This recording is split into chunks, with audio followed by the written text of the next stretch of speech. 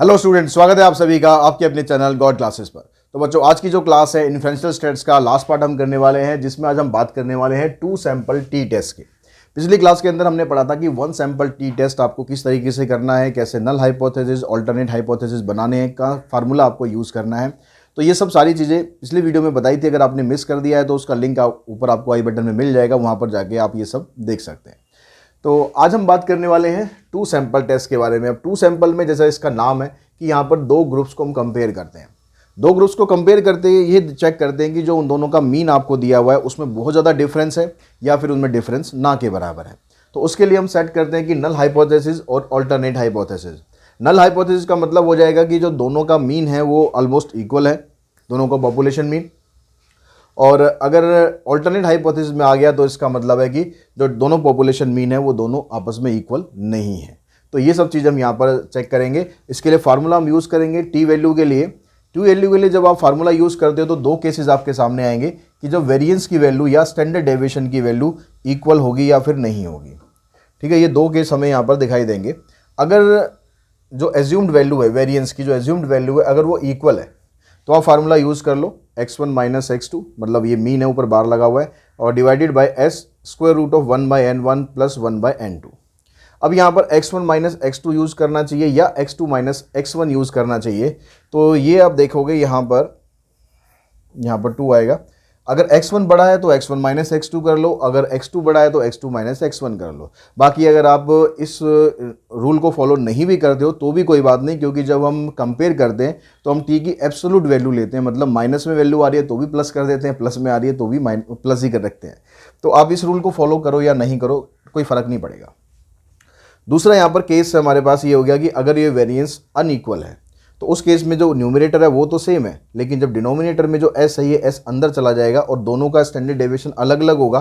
तो यहाँ पर बनेगा ये s1 स्क्वायर प्लस में s2 स्क्वायर। s1 स्क्वायर मतलब वेरिएंस होता है, अगर ये स्क्वायर नहीं होगा तो स्टैंडर्ड डेविएशन होगा। तो डिपेंड करेगा कि क्वेश्चन में आपको स्टैंडर्ड डेविएशन दिया हुआ है या वेरिएंस दिया हुआ है। अगर वेरिएंस दिया हुआ है तो सीधा उसी को पुट कर देंगे, स्टैंडर्ड डेविएशन दिया हुआ है तो उसका स्क्वायर करके फिर यहाँ पर आपको पुट करना है।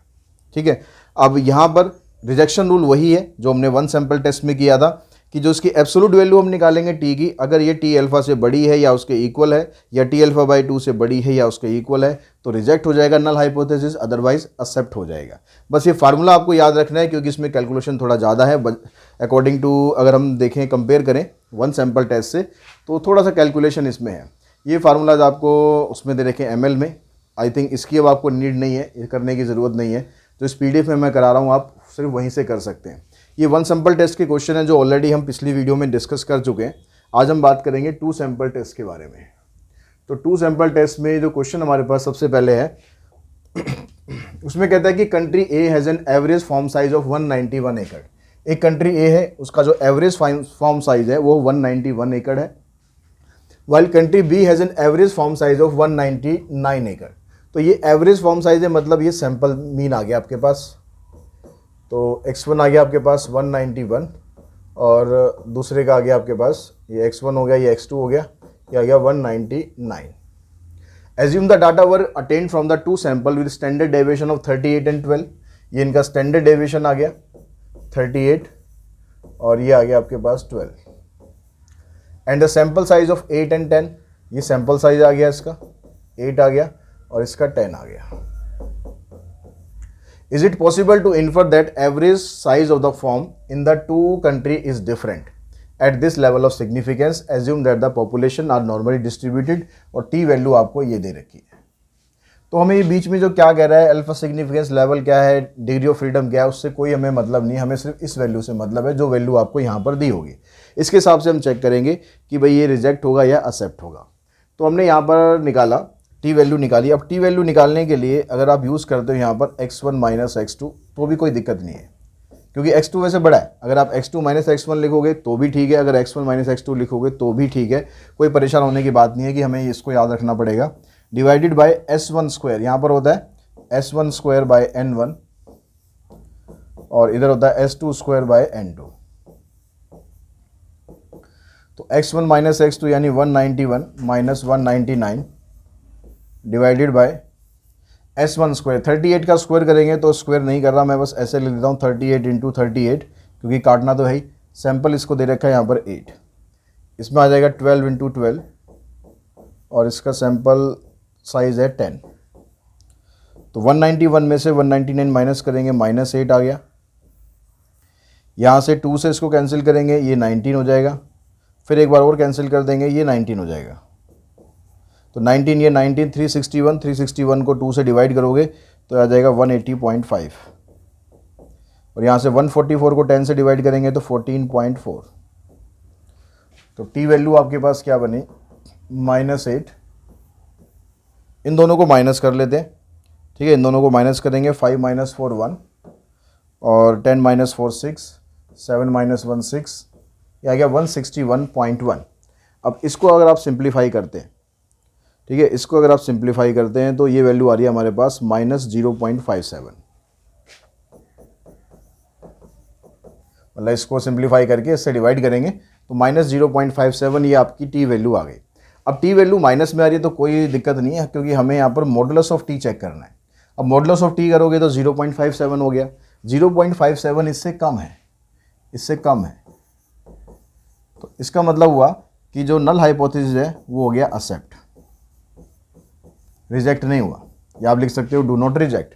एक्सेप्ट होने का मतलब है कि जो फॉर्म साइज है उसका वो इक्वल हो सकता है। हमने यहाँ पर नल और ऑल्टरनेट हाइपोथेसिस नहीं लिखा था। चलो, नल हाइपोथेसिस क्या बनेगा, μ1 = μ2 और ऑल्टरनेट क्या बनेगा, μ1 ≠ μ2। तो अब हम यहाँ से ये बताएंगे कि क्योंकि नल हाइपोथेसिस हो गया एक्सेप्ट, नल हाइपोथेसिस एक्सेप्ट होने का मतलब है कि जो एवरेज फॉर्म साइज है वो सेम हो सकता है। तो या तो आप ऐसे लिखेंगे, लेकिन अगर क्वेश्चन की लैंग्वेज पे हम जाएं तो क्वेश्चन में ये कह रहा है कि भाई is it possible to infer that the average size of the farm in the two countries different. तो वो डिफरेंट के बारे में पूछ रहा है, तो आप डिफरेंट के हिसाब से आंसर दो कि हमारे पास इतना एविडेंस नहीं है कि हम ये कह सके कि जो फॉर्म साइज है वो डिफरेंट है। हमारे पास इतना एविडेंस नहीं है, ठीक है। तो there is no enough evidence, there is no enough evidence to say that form size is different। तो इसका मतलब यही हो गया कि जो फॉर्म साइज है वो इक्वल हो सकता है।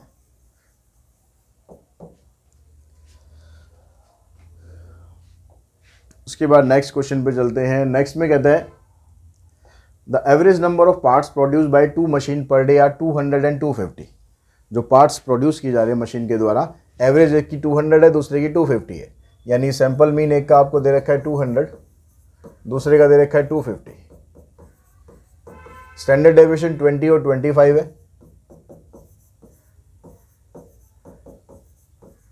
On the basis of the records of 25 days production, दोनों के लिए जो नंबर ऑफ डेज है वो सेम है। तो नंबर ऑफ डेज सेम है, स्टैंडर्ड डेविएशन सेम नहीं है, तो वही वाला फार्मूला यूज करेंगे जो अभी पिछले क्वेश्चन में हमने किया है। Can you regard both the machine equally efficient. तो ये बता रहा है कि पूछ रहा है हमसे कि जो मशीन है वो इक्वली एफिशिएंट है या नहीं है। तो इक्वली एफिशिएंट होगा तो नल हाइपोथेसिस एक्सेप्ट हो जाएगा, और अगर नहीं होंगी तो रिजेक्ट हो जाएगा। तो टी वैल्यू निकालेंगे हम, x1 - x2 divided by square root of s1 square, तो इसका स्क्वायर करेंगे 400 डिवाइडेड बाय n1 प्लस इसका स्क्वायर करेंगे 625 डिवाइडेड बाय n2। ऊपर से आ जाएगा -50, नीचे आ गया आपके पास, ये आ जाएगा 16 और ये आ जाएगा आपके पास 25। तो -50 अपॉन √41,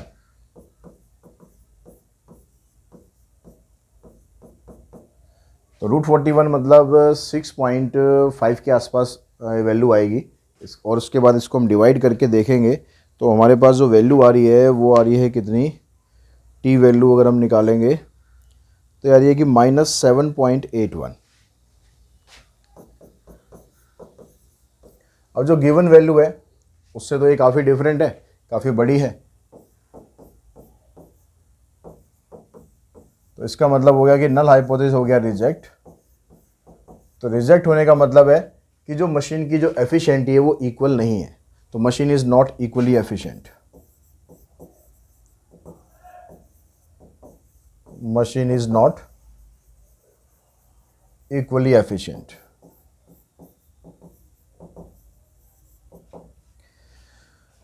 तो इस तरह से जो 2 सैंपल टेस्ट की क्वेश्चन है वो आप परफॉर्म कर सकते हैं। और आई होप ये जो 2 सैंपल टेस्ट के क्वेश्चन है, अगर हम पॉसिबिलिटी देखें तो इनके आने के चांसेस कम हैं। जो 1 सैंपल टेस्ट है उनके आने के चांसेस ज़्यादा हैं।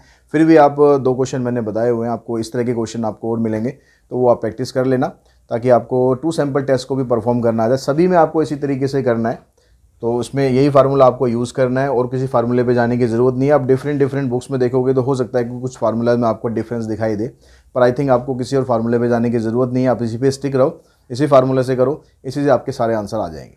तो आज की इस वीडियो में इतना ही। Thanks to all of you.